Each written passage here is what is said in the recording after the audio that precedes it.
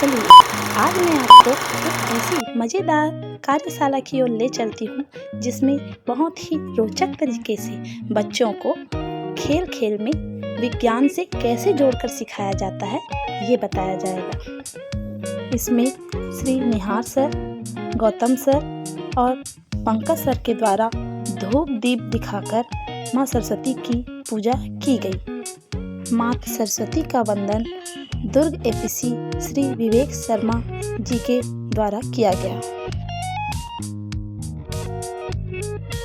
मंगलमयी वाग्देवी वंदे वंदे, मंगलमयी वाग्देवी। 14 नवंबर का दिन था बाल दिवस का आयोजन।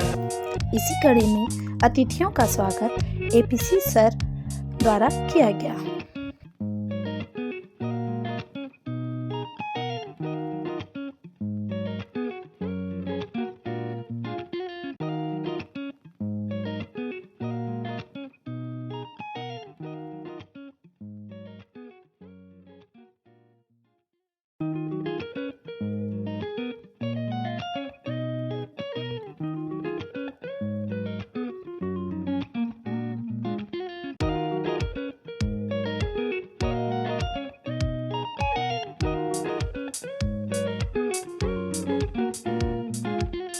ये जो स्टॉक है कोई भी एक साइड पे आप ऐसे इसको काट लीजिए।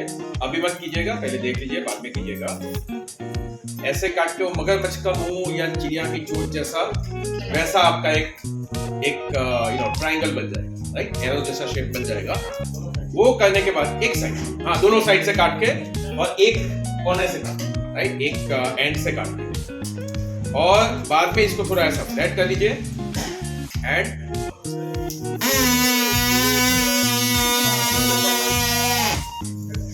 बढ़िया सा हमारी पिपुड़ी बच गई, है ना।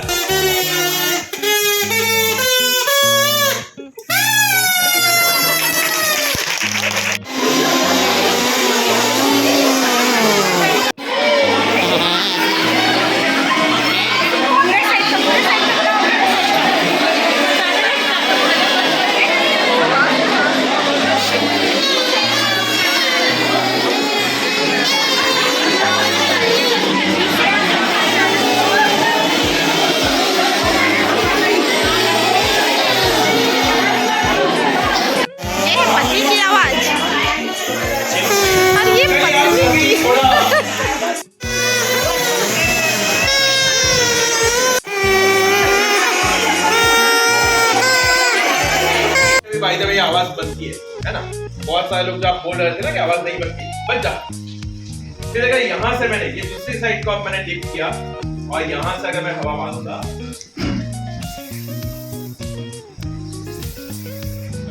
ये क्या हुआ? आगे वाले टीचर्स को अच्छे से पता चला? वहां ठीक से पता नहीं चला ना।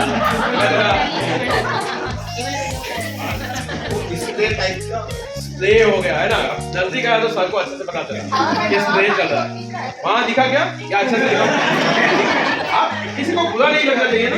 यहाँ लग रहा है कि आप लोग मेरे आंखों में ऐसा गुस्सा देख रहा हूँ जो मुझे अच्छा नहीं लग रहा। सेकंड वाला जो स्टॉक का टुकड़ा होगा वो अब आप ये वाला जो खुला पाइप है उसको आधा कवर करके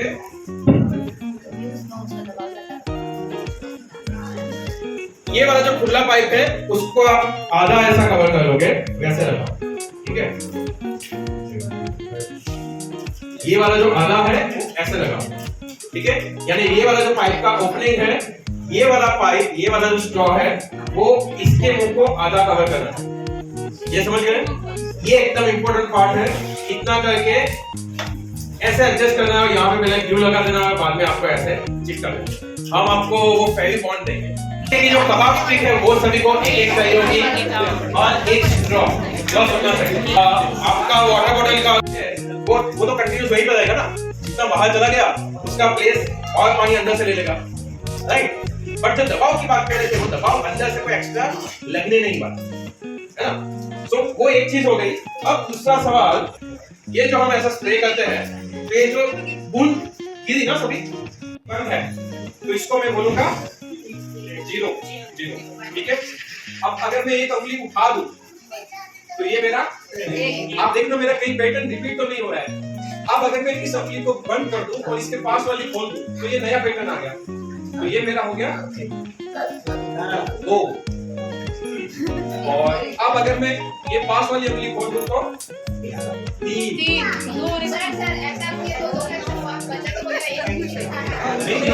हमने बोला कि कोई चीज रिपीट नहीं करेंगे।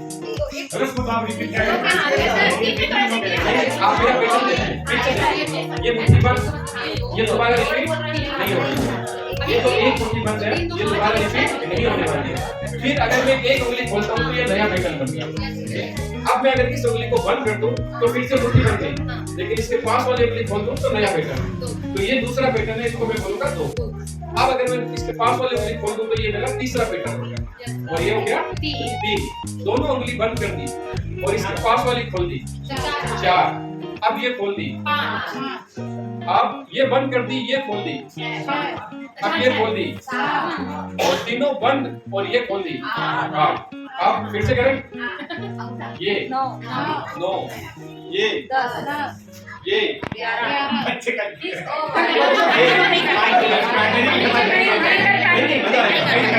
अभी क्या है, मेरा हाथ एक इसको पकड़े हुए है, वरना मैं इसको हाथ से कंट्रोल कर सकता हूँ।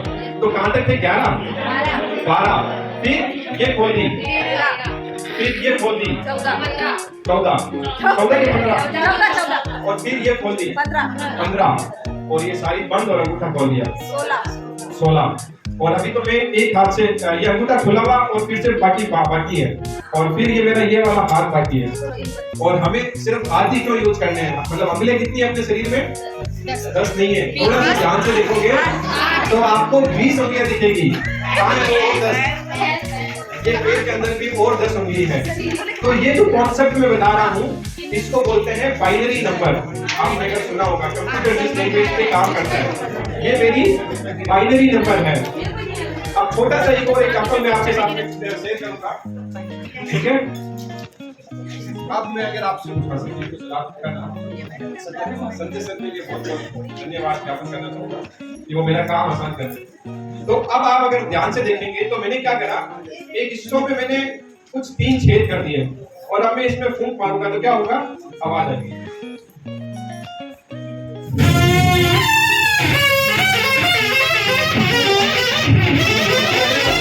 क्या बन गई? बांसुरी तो नहीं कह सकते, लेकिन बेसुरी तो बनी गई। ये मेरी छोटी सी बेसुरी बन गई, क्योंकि बांसुरी बजानी नहीं आती। अगर आती तो मैं भी थोड़ी धुन निकाल देता। तो अब अगर मैं आपसे पूछूं कि ये जो बांसुरी बनी, इसमें मैंने कितने छेद करे? 1 2 3। तो इससे मैं कितनी तरह की आवाजें निकाल सकता हूँ? इस बांसुरी में मैंने क्या करा? 1 छेद 2 और 3 छेद कर दिए। और अब अगर मैं ये बांसुरी है और मैं इसे अलग अलग तरह की फ्रीक्वेंसी के साथ में आवाजें निकाल सकता हूँ, तो मैं कितनी आवाजें इससे निकाल सकता हूँ? कोई बताना पड़ेगा? जितना चाहे। नहीं इसमें 3 ही है। 1 2 और 3 छेद मैंने इसमें बनाए हैं। तो इसमें मैं कितनी आवाजें निकाल सकता हूँ? आवाजें मतलब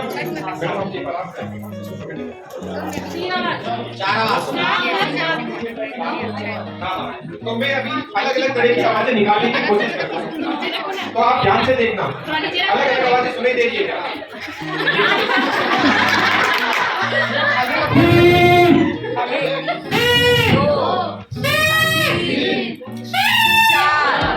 क्या हुआ? 3 छेद करे और मुझे 4 आवाजें मिली। क्यों मिली? क्योंकि हमने अगर थोड़ा सा और ध्यान से देखते हैं ना, तो ये क्लास में 1 छेद और है, तो 3 छेद मैंने करे थे और एक सबसे लास्ट में चौथा छेद। तो बांसुरी में अगर हमें सरगम बनानी है तो कितने छेद करने पड़ेंगे? 6। और अगर आप में से कोई बांसुरी वादक है तो उनको अच्छे से पता, हाँ ये खुला है और ये मेरा बंद है। तो बंद को मैं ना 1 से रिप्रेजेंट कर सकता हूँ। अगर 0 है मतलब खुला है, और 1 के लिए मैं 1 लिखूंगा, ठीक है। अपनी जो गिनती का 1 है वो लिखूंगा। तो आप देखिए कि अगर मेरे पास में 2 छेद होते, ये 2 छेद है मेरे बांसुरी, तो इसको तो मैं ये 2 से रिप्रेजेंट कर सकता हूँ। अगर ऐसे दो छेद होते तो मैं क्या करता, इसको मैं बंद कर सकता हूँ और ये खुला रहेगा, फिर इसको बंद कर सकता हूँ और इसको खोल दूँ, और फिर क्या कर सकता हूँ, दोनों बंद। तो मेरे कितने बन गए, ये मेरे 4 बन गए। अब अगर मैं आपसे पूछूं,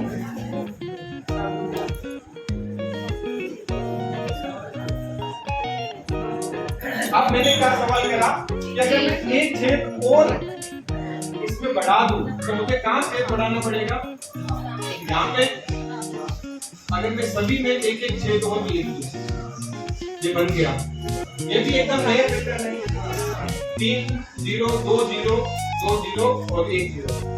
अब आप सोचिए कि इस पैटर्न में मैं अगर वापिस एक लिखूं, इसी में 1 1 1 और 1, और ये सेम चीज 1 2 3 4 5 6 7 8 ये फिर से उतार दूं तो फर्क आएगा क्या, नया पैटर्न मिलेगा, 1 0 0 1 0 1 1 1 0 और 1 1 1। तो अब मेरे कितने बन गए, मुझे और 4 नए पैटर्न मिल गए, तो 4 और 4 आते हैं।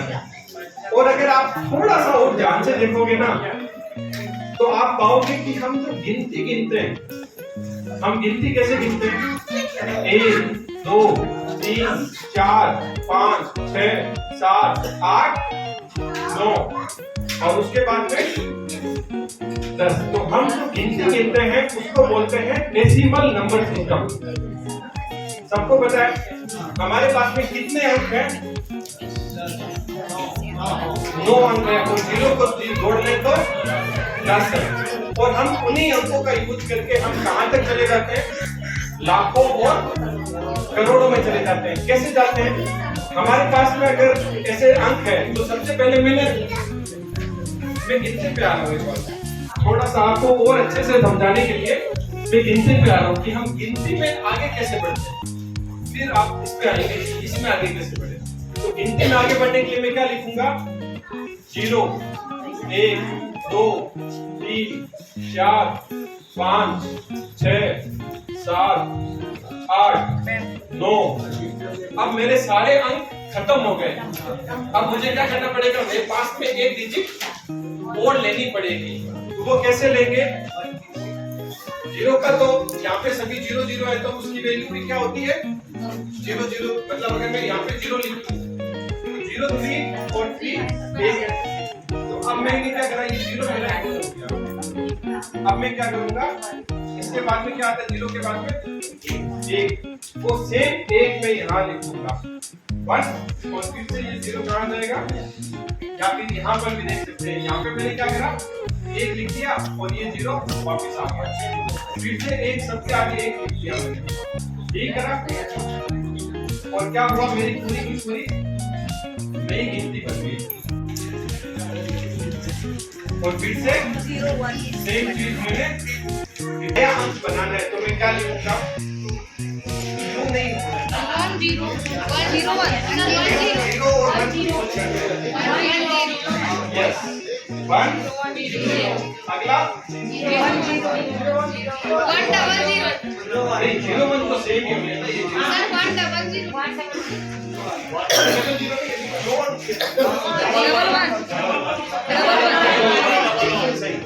अब मेरा ये सारा खत्म हो गया, अब मुझे फिर से एक और अंक उतारना पड़ेगा, है ना, 1 0 1 0 नहीं 0 0 लिख सकते हैं,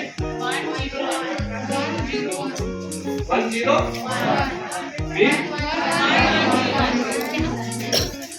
फिर तो समझा है। लेकिन अगर अभी हम सीधा डायरेक्ट ये सोचने जाएंगे कि बच्चे लोगों को कैसे समझाएंगे, तो मैं आपको ये क्लियर कर देता हूँ कि हम स्पून फीडिंग के लिए नहीं आए, मतलब हम आपके हाथ में कुछ चम्मच दें और